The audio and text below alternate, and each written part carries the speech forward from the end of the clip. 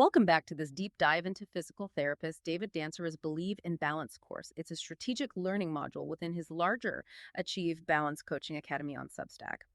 This course is personal to David as his training as a PT became a lifeline when he had a stroke that impacted his own balance. He built this course to offer his clients the same evidence-based strategies and strength and balance conditioning pathway that helped him believe in his own balance again. David will be sharing his story and his recovery strategies in his upcoming new book, Closure After Stroke, releasing on July 4th. David also mentions he'll be giving stroke survivors access to his balance program within the bonus action learning modules linked to his book. Let's dive in today as a way to help you get started assessing your own balance blueprint while we give his program a deep dive here. And I have to say, I'm just so enthusiastic about how he took this, really personal trial and error hacking of his own recovery and turned it into this structured evidence-based roadmap. Yeah, it's incredibly powerful. And well, our mission today for you listening is to really deconstruct those three modules David built. So that's mobility, strength, and balance. Right, the core pillars. Exactly. And we're also going to dig into the famous Otago model because we want you to fully understand the actual mechanics of fall prevention and mobility confidence, whether you're using this for yourself or a loved one. Okay, let's unpack this because we totally get why balance is personal to David, but when you look at the sources, you realize why this is just a massive issue for society as a whole. Oh, it's a full-blown epidemic. Falls are actually a leading cause of injury in the U.S. right now. Wow, really? Yeah. We're looking at costs to the healthcare system of over $80 billion a year. And that's projected to hit $100 billion soon. That is just a staggering amount of money. It is. But I mean, the human toll is what really gets you. Like, statistically, 1 in 4 adults over 65 will fall each year. 1 in 4. And the cascading consequences of that, that's what really stood out to me in the research.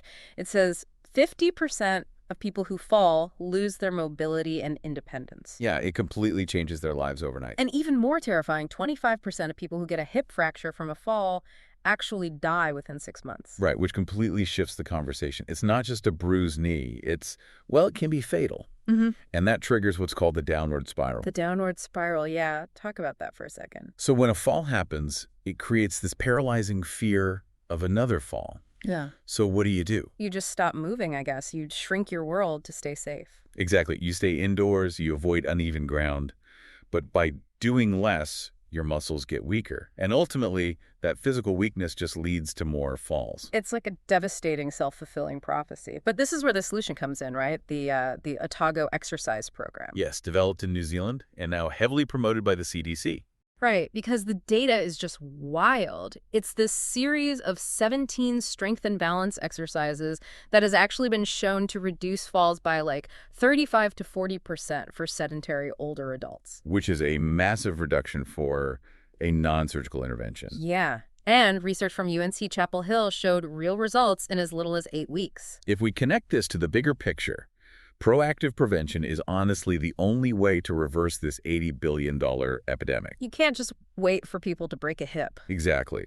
The Otago program works because it hits 4 specific modifiable factors: lower body strength, balance, aerobic endurance, and accountability. So before you can fix the problem, though, you kind of have to run a diagnostic on your own body, right? How do you even know if your balance systems are compromised? Well, the CDC has an algorithm for this. Right. I kept thinking of it like the check engine light on your car dashboard. Like, you might feel fine cruising down the highway, but if that light comes on, you can't ignore it. That is the perfect analogy. And the CDC calls their diagnostic the steady assessment. How does that work? It starts with some key questions to check your fall risk. Have you fallen in the past year? Do you feel unsteady? Are you worried about falling? So if you say yes to any of those, the check engine light is on. Exactly. And there are physical signs, too. Like if you have to push with your hands on the armrests just to stand up from a chair, that is a massive red flag. Wait, really? Just using your hands to stand up? Yeah, because if your legs can't overcome your own body weight from a chair, they definitely can't catch you if you trip. Wow, okay. And the program uses these functional measurements too, right? Like the timed up and go or TUG test. The TUG test, the 30-second chair stand, the 4-stage balance test, they all measure different vulnerabilities. So once you assess yourself, we get into David's actual course, and Module 1 is all about mobility. It is the absolute foundation. Yeah, and looking at the exercises, he's got isometric quads, active neck rotation, repeated cervical retraction, seated or standing cat-cow, and active trunk rotation. Which might surprise some people. Well, yeah, like why so much focus on the neck and spine if we're talking about falling down? Because mobility is the necessary first step. Think about it. If you have a stiff spine and a tight neck, you literally limit your body's physical ability to react to a sudden trip or stumble. Oh, so you can't even look around to see where you're falling. Right. Your eyes and inner ear need to orient you quickly. If your neck is locked up, you're flying blind. And David calls these movements exercise snacks, which I love. It makes it so approachable. You just do them several times a day. But once you have that mobility, you need the actual muscular power to catch yourself when gravity tries to pull you down. Which leads us to module 2, which is strength. Right. And here the frequency changes. You're doing this on 3 non-consecutive days per week. Because you need time to recover. And the exercises are things like seated ankle dorsiflexion, which is just lifting your toes up, strengthening quadriceps, knee flexion for the hamstrings, standing hip abduction, and calf raises. On the toes and on the heels. Yeah. But here's the thing. His secret weapon for all this is adjustable ankle weights, ranging from 5 to 20 pounds. And I have to push back here. Wait, ankle weights. Isn't that a bit old school?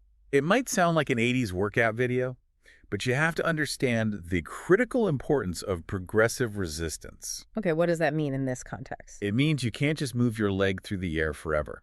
You must challenge the knee flexors, the extensors, and the hip abductors to build actual resilience. So without that extra weight, you just stop making progress. Exactly. Without progressive resistance, your strength plateaus. Your nervous system needs that signal that it has to get stronger. So, okay, we have the mobility from Module 1. We're forging the armor with the ankle weights in Module 2. But having strong muscles is totally useless if your brain doesn't know how to fire them in the right sequence, right? Right, and that's where we walk the tightrope into Module 3 balance and real-world application. Which is a daily thing, right? Or at least 3 to 4 times a week. Because dynamic balance is a neurological challenge.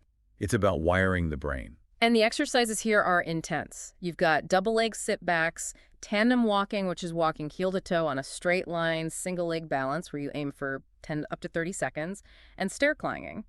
But the wildest one to me is the backwards tandem walk. Oh, the backwards heel to toe is incredibly challenging neurologically. Why is that so hard for the brain? Because you're stripping away your visual cues. You can't see where you're stepping, so your brain has to rely entirely on sensory feedback from your joints and muscles to know where your body is in space. And obviously, you need to do this safely. The sources are bid on a home safety checklist before you try any of this. Yes, please remove the scatter rugs, tape down your cords, wear good shoes. And don't multitask while walking. Put the phone away. Crucial.